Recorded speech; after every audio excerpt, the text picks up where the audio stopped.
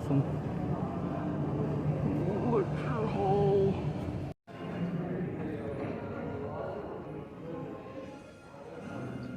Sir, we just pick anywhere? Yes.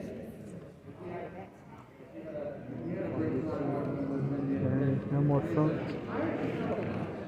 Over there. Front row. On what? Oh, yeah. Is that who they're talking about? Oh! You sure they are? All right, fanboy, how are we feeling? Not so bad for 11:20 in the morning. All right, so once again, before we bring out our guest, we do have a microphone that's located right over here in the corner, and only for time purposes, we ask one question per person. Is that good? All right, so, guys, this is so exciting. At this time, I am so honored to welcome to the stage, he is the wonderful, the fabulous, the incredibly talented Christopher Lloyd!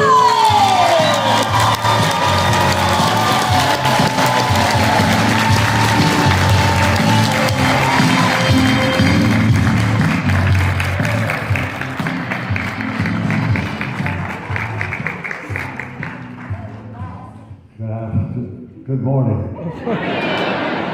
It's good whatever time it is. Thank you so much for being here this weekend. I'm delighted. This is amazing. Great. So I kind of wanted to start by asking you, recently, you got to see the Back to the Future musical at the West End. That's right, that's right. I tell you, it's good. It's really good. And of course, maybe I'm a little biased, but they really put together a show that captures the essence of the Back to the Future spirit. And I know when I first heard they were going to do a musical, I thought, how are they going to recreate the DeLorean and all that the DeLorean does and all that stuff on the stage? And they do it. They pull the stops to come up with every kind of technical wizardry that they can find, and the DeLorean is very present. And the music is great. Wonderful cast, and it works. It really works. And it's coming to Broadway in a while. So, yeah, it's a wonderful show. Wonderful, great show. Well, seeing as you are incredibly prolific, I know we're not going to be able to talk about everything that you were in, but I wanted to ask about working with Andy Kaufman on Taxi. What? Working with Andy Kaufman. Oh, Andy, bless him. I mean, seriously, he was a wonderful, very sensitive, very creative, talented gentleman. He worked, he created Lockheed, and also created Tony Clifton. And he was wonderful to work with. He had a very interesting mode of comedy that he thought about and how to execute it and how to make it work, and almost everything he did. I always remember one day we were all rehearsing, and the conversation got into levitation.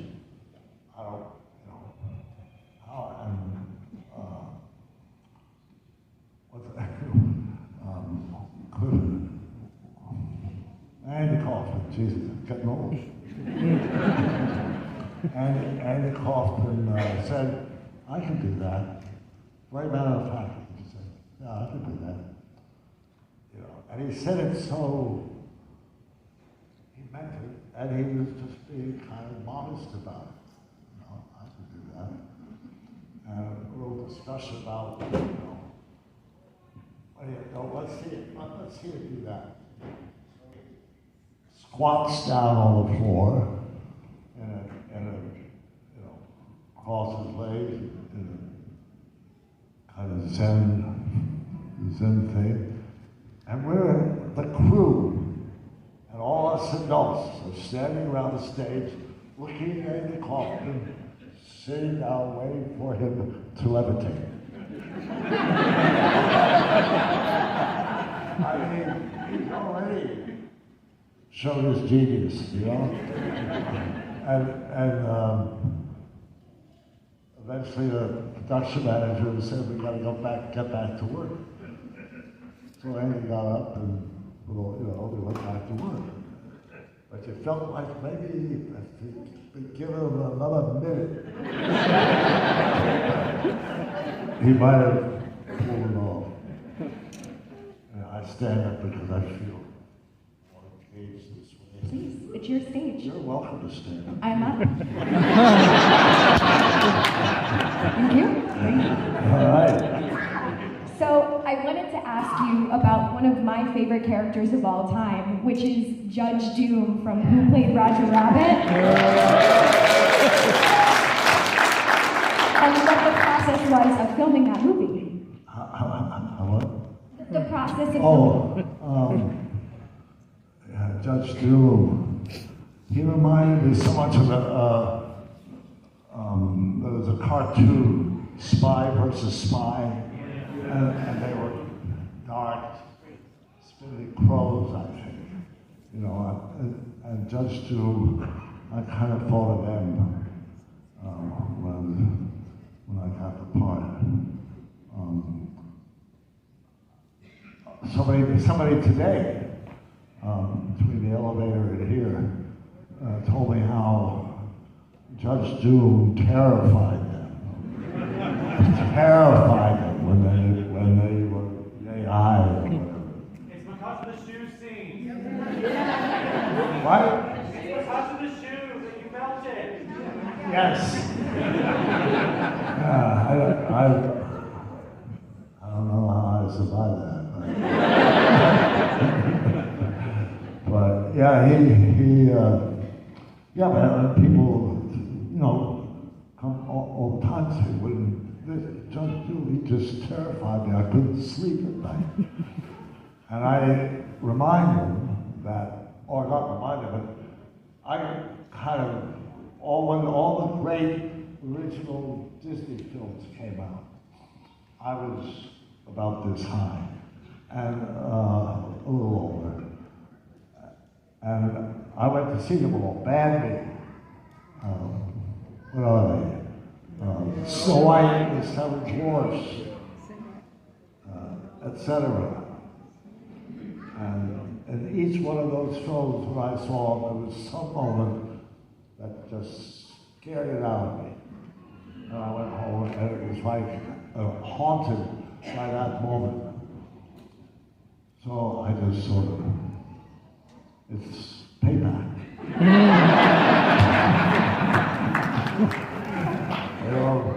Live long enough. So that was cool. But yeah, that was, I love playing that role because he is so mad. And fun bad, deliciously bad, yeah. So before we get to questions from the audience, I heard that you're going to be on the next season of The Mandalorian?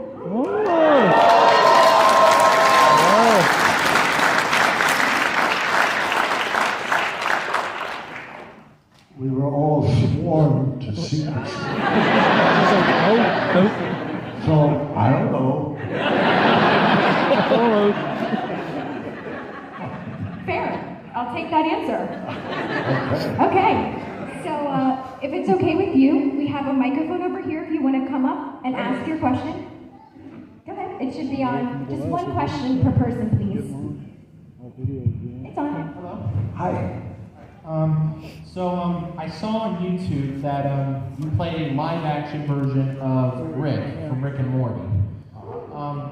If I've never seen the show before, but if they for some reason did a live action version of Rick and Morty, would you be interested in playing Rick like you did in that clip?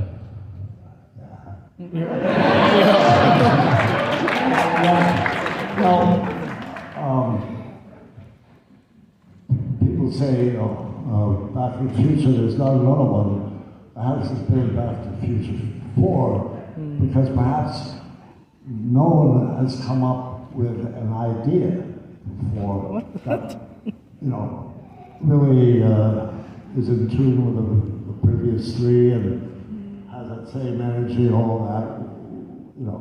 So I was thinking that I haven't watched Rick and Morty a lot, but I haven't watched it.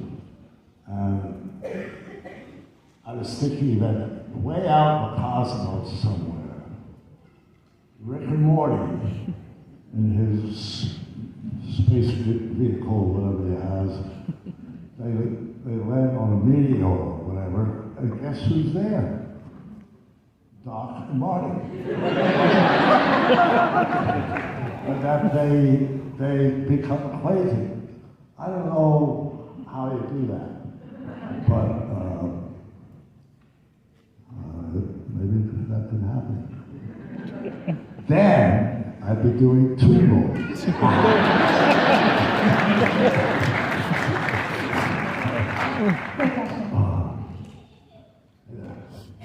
I'd like to thank you for being here. My question is for Commander Krug.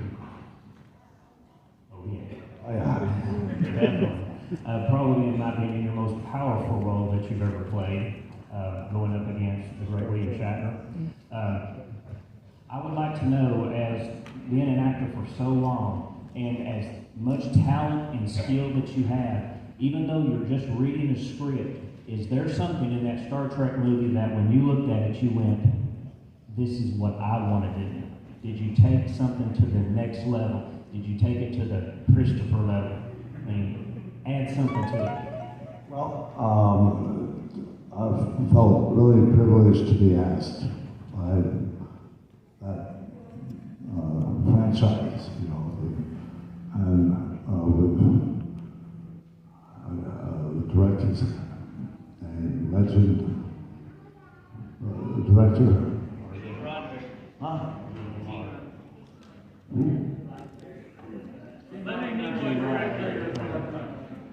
Huh.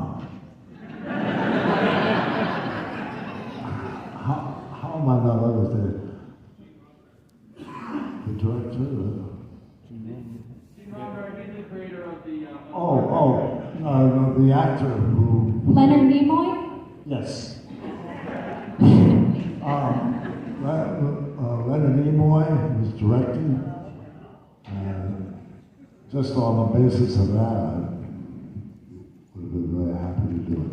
But this guy is such a monster, you know, and so ruthless. And that costume, the makeup. It's just kind of an actor's dream to have the opportunity to get into a role like that and figure out what makes him tick, you know. And yeah, it was great. Not many people got kicked in the face by William Shatner. Yeah. Thank you. No, what I was going to do, I was going to be in the production.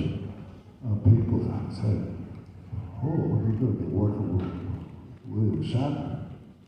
You know, like, wow, is he going to kill me? It was like they always like that could be rough, but I love him. We've done been in a couple of films together since that time. we go on. Yeah, it's good. I see him occasionally. He comes to these, to Comic-Cons, and I see. Great question. Thank you very much. Mr. Lloyd, it is an honor and a privilege to meet you at long last in the flesh. Well, thank you. I know you've done great movies such as Anderson in the Outfield and Back to the Future. But one of the most proud memories was when you were in Cyber Chase as Hacker. Oh, I'm sorry, the Hacker to you. Thank you. And you also got to work with a legendary actor that passed not too long ago on the age of 26. Did you ever work with Gilbert Gottfried in the studio on Cyber Chase? And if you did, what was it like working with him? What you were who? Gilbert Gottfried. Gilbert Gottfried, he died not too long ago this year. I don't think so. No.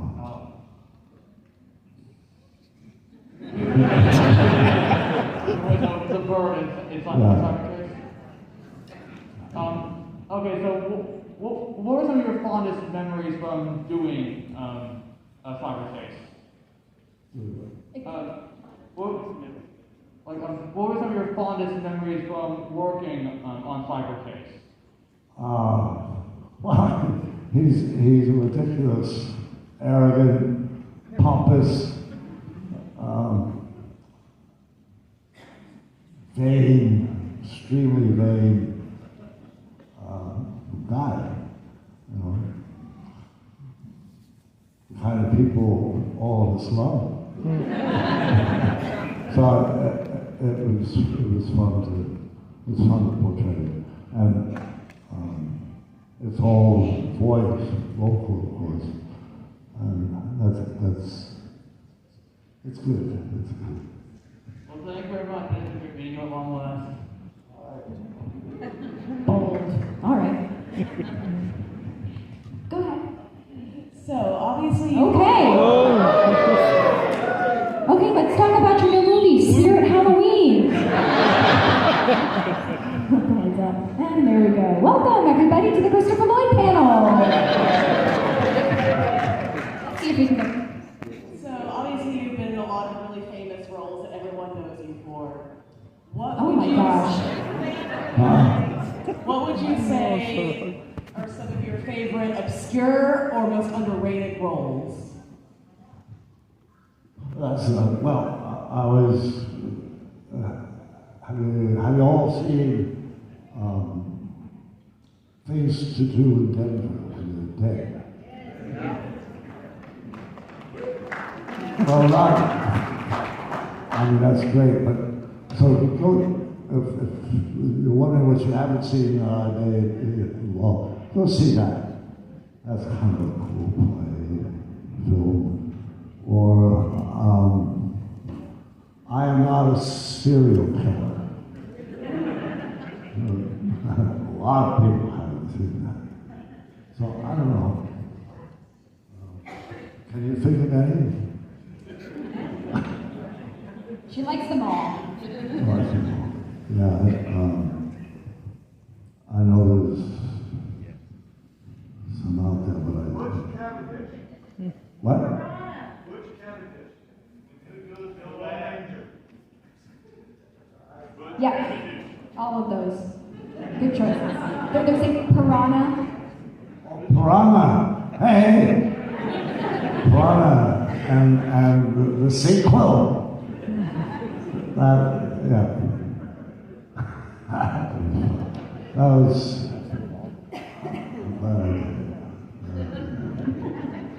I remember it was hot. Saw it in the desert in Arizona. It was hot. Anyway.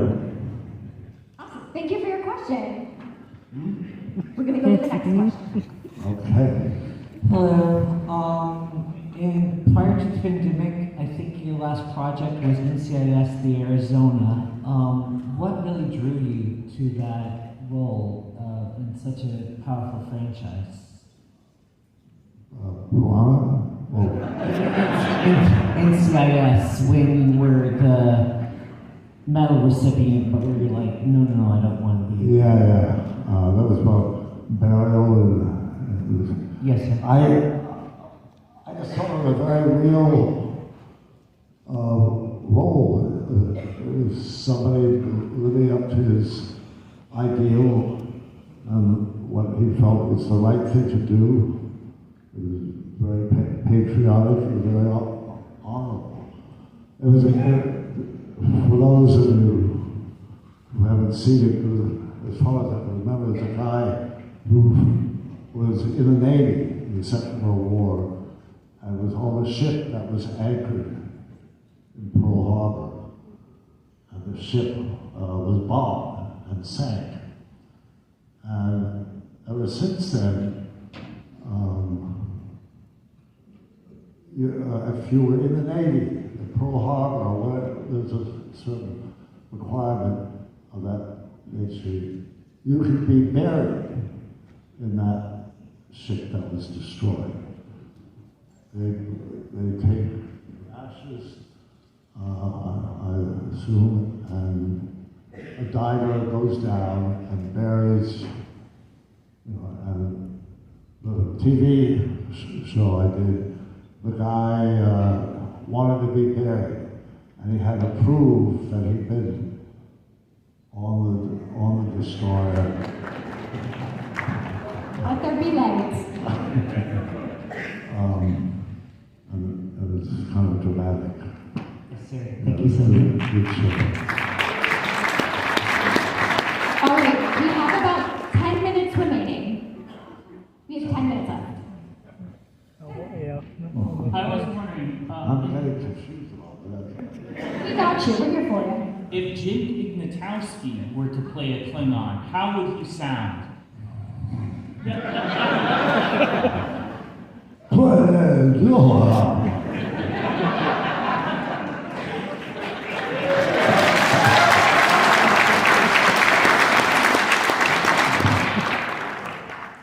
That's as close as I've been.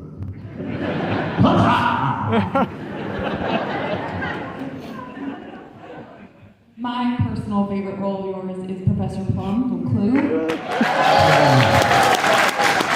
I was just wondering if you have any stories we've maybe not heard from working with Tim Curry or Bernadette Peters or anyone else that's not, or, oh, sorry, not Madeline Cohen. Madeline Cohen, I got it. What was that? Do you, just any stories you have from working on the set of Clue? Well, it was pretty early in my film experience. And what a cast. They were all icons, you know. I just, had a very British director, and I just thought, I am,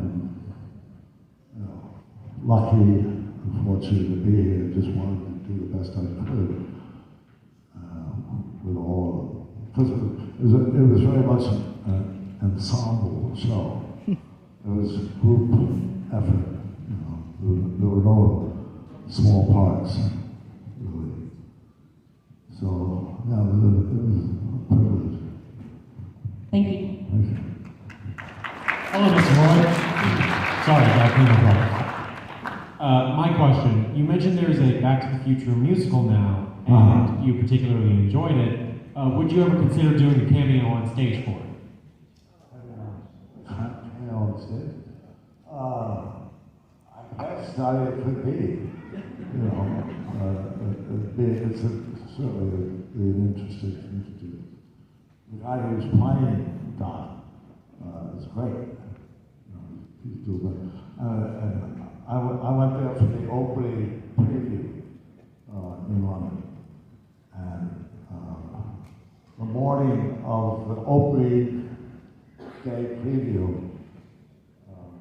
Roger Bart. Roger Bart, Yeah. who's a very accomplished, well-known British stage actor, found out he was positive COVID test. His understudy that afternoon finds out about it.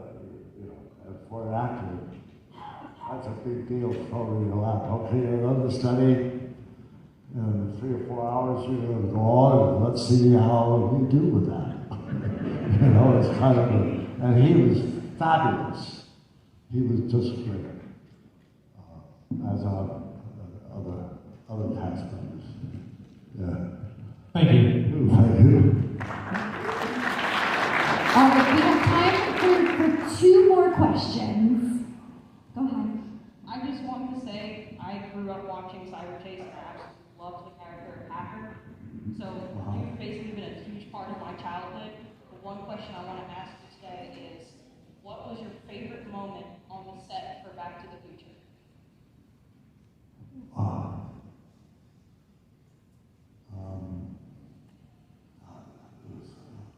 It was a long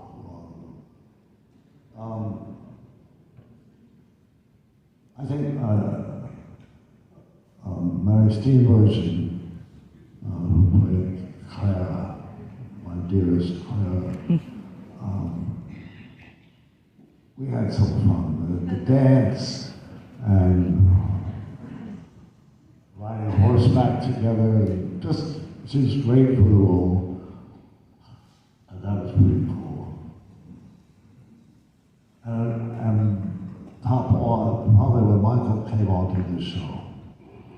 I don't know if you know the story, but we were shooting for 6 days.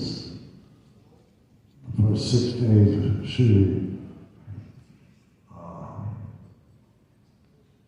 No, it must have been longer than that, maybe 6 weeks. I don't know, it was a long period, and then it was announced that Michael J. Fox would be coming to the show. Another actor was playing Marty up until that point, and that was great. I mean, not to disparage to the actor who played Marty for the first 6 weeks. He's a wonderful actor, I think. Eric Stoltz. Yes, you are a dictionary. I love it. Yeah, and he's a wonderful actor.